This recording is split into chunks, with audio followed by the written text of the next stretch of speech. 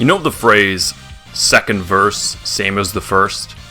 It's usually used in a derogatory manner, stating that a sequel is pretty much the exact same thing as what came before it. Well, I guess somebody at THQ and Ukes had never heard that phrase in their entire lives, because UFC Undisputed 2010 is a huge improvement over the first game. Now you have to remember, sports games, especially yearly ones, tend to add minor roster updates, and that's about it. That's what always pushed me away from sports games besides, them sucking. But in an era where sports sequels were made like this,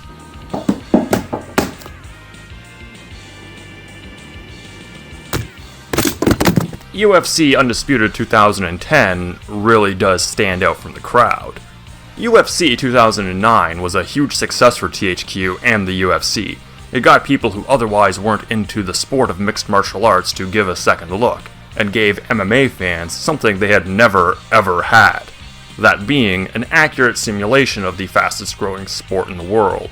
UFC games prior to 2009 were really janky and slow. I called the first game a slightly clunky Tekken. By that I mean Tekken 3, which is a good thing. But early UFC games felt more akin to some of the earlier 3D fighting games of the PS1 era, which I suppose had to do with a few of them being developed by a developer known for early 3D fighting games on the PS1.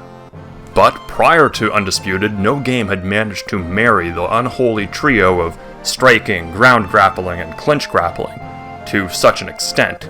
So with everything having gone incredibly well for all parties involved, THQ and UFC would have to be run by absolute morons not to follow up with a sequel.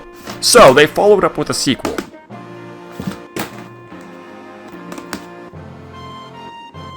A lot of Undisputed 2009's core mechanics remain here, but they're vastly sped up. Striking feels more fluid and natural.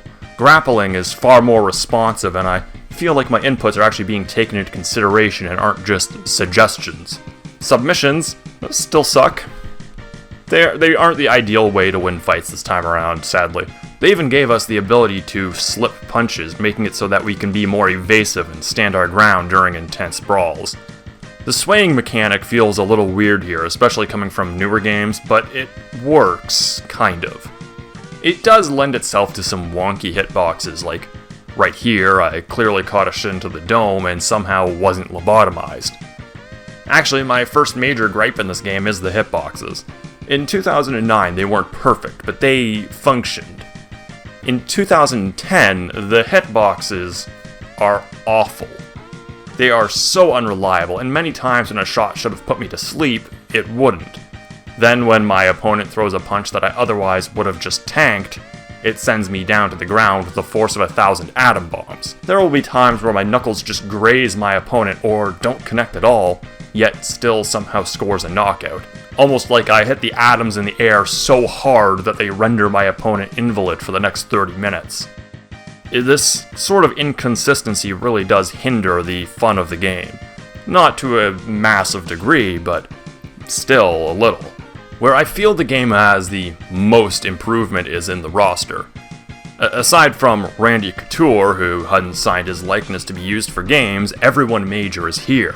We've even got Clay Guida, Shane Carwin, and the like, but the big addition, at least back in the day, was Kimbo Slice. To put it into perspective, Kimbo Slice was to UFC 2010 what Link was to Soul Calibur 2. He's here purely as a guest. I don't even think he had actually fought in the UFC at this point in time. Hell, I don't even think he was on the Ultimate Fighter yet. Seeing Kimbo in the trailer is what made me want the game more than anything. Oh my god! Oh my fucking god! Holy shit! Holy shit! Granted, I do actually see a downside to this. See, this was during the dark times of MMA, when they were striving to be viewed as more than just human cockfighting. And, well, this guy didn't help. Don't get me wrong, I love me some Kimbo Slice, but when you're doing everything just to be seen as a real sport, not just two meatheads slamming hands into each other's faces, maybe a guy who got his start on bare-knuckle street boxing on YouTube isn't the best thing. I get why he's here. Everyone wanted to see him fight in the UFC, myself included. against people who could actually take a punch.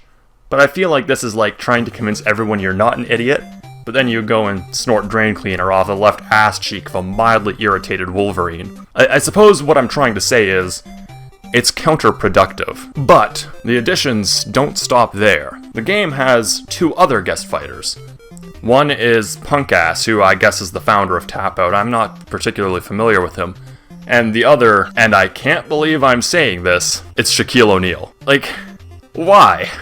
I get why. He's a big fan of the sport, but why? And honestly, he's fucking awesome. You ever want to have Shaquille O'Neal fight Rampage Jackson? You can do it. Have him fight Brock Lesnar. The sky's the fucking limit at this point, and Shaq's just tall enough to get there. He towers over damn near everyone in this game. It's kind of a shame he can't have open weight fights, because I would love to see just how much taller he is compared to, like, BJ Penn. Let me just say that few things in life are as satisfying as opening a literal can of Shaq Fu on a motherfucker. Now, you might recall that I called 2009's modes bare bones. It really only had 3 different modes for people to dig into. Undisputed 2010 amps shit up to 12. For starters, it has title mode, which is pretty much just an arcade ladder. It's nothing new. That allows you to do a series of fights with any fighter in any weight class. I know in this day and age, a fighting game without an arcade mode is just kind of a sin. Ask Capcom. But we didn't really expect this from UFC. Beating title mode allows you to play through title defense mode with that same fighter, which is pretty much a survival mode, see how far you can get. Ultimate Fights is literally just classic fights from the last game, but with a twist. In this one, you have objectives and rewards for both fighters involved. Previously, you only had to do challenges as the fighter who actually won, but the whole idea here is that you, the player, are rewriting UFC history. I like this mode. I like what-if situations. The shit like what if Captain America was a werewolf, or what if Vegeta came to Earth instead of Goku. So this sort of shit, right up my asshole. I love it. It's great. The only problem with this mode is the rewards. They're again just clips of actual fights. The problem with that is that this is the dawn of the digital age. Yeah, the internet and YouTube especially had been around for a little while at this point, but it really started picking up steam in 2010. We were at the point where we could very easily find footage of fights online. Hell, one of the guest fighters in this is literally a guy who made his business fighting on the internet. Myself, and many others, and please, after I say this, Mr. Dana White, don't send Bruce Buffer after me for saying this, okay? Please, was downloading entire events off of torrent sites back in the day. You are a pirate! Just saying, if you knew where to look, it wasn't that hard to find footage of old fights. Not to say that these clips are a bad reward, but rather they aren't quite as valuable as they were in the previous game. Ultimate Fights on its own really is its own reward, allowing you to essentially make what is UFC fanfiction, and correct fights you think should have gone the other way. Now, for the event that we have all been waiting for, Career Mode. Essentially, it's the same as it was in 2009 with some improvements.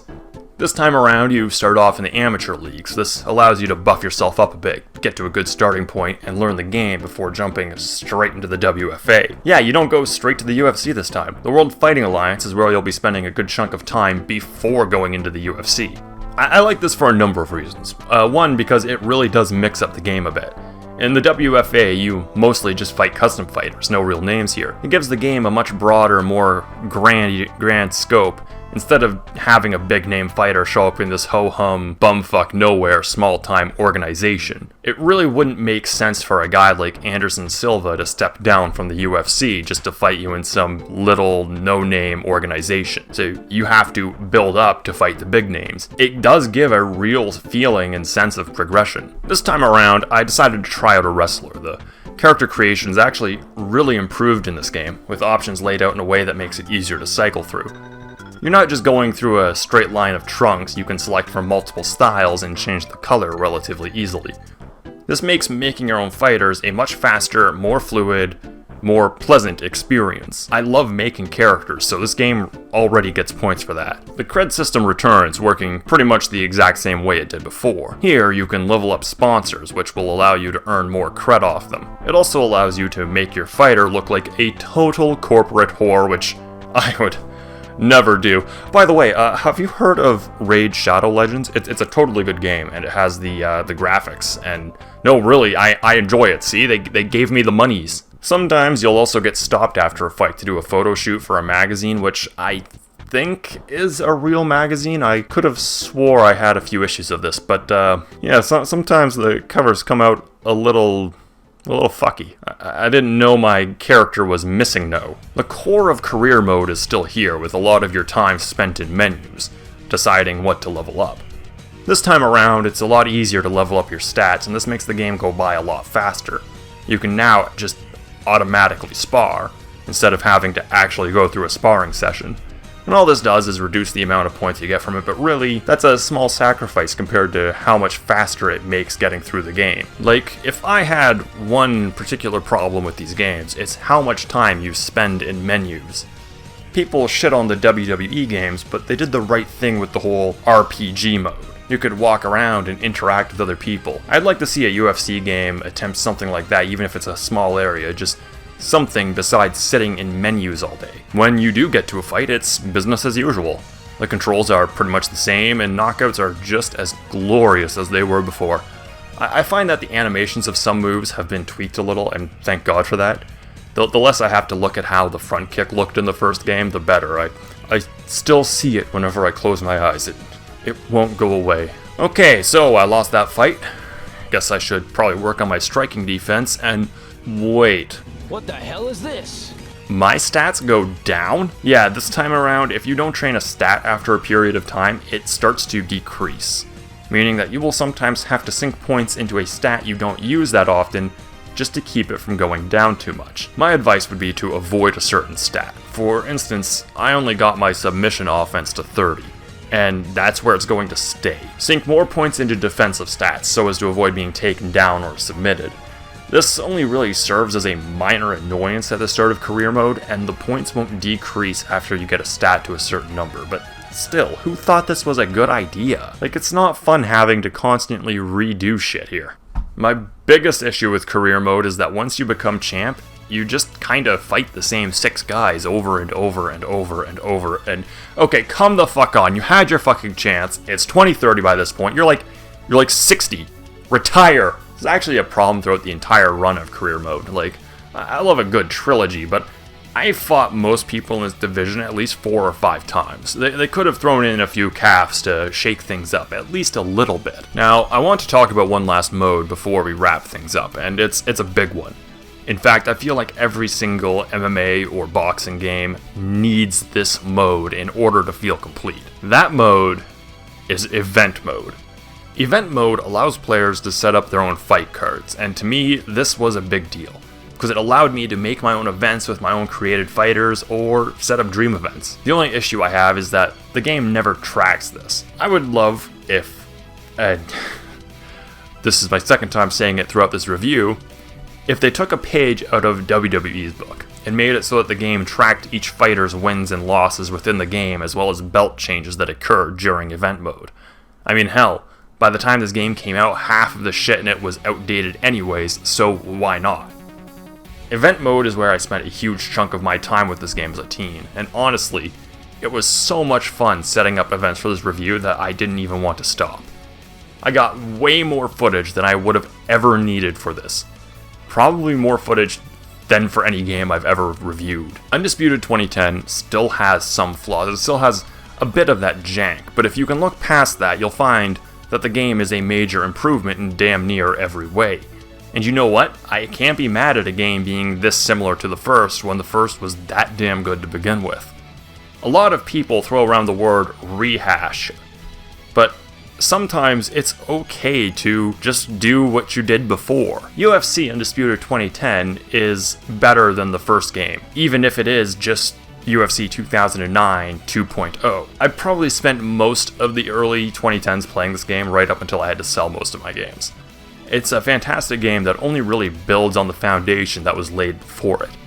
And it turns out, lightning does strike twice because UFC 3 is actually an even better game. But we won't be talking about that next time, no. Instead, we're going to be digging into the mostly unknown to me organization that was Strikeforce, with Electronic Arts' attempt to cash in on the MMA craze with the oh so creatively titled EA Sports MMA. Till next time.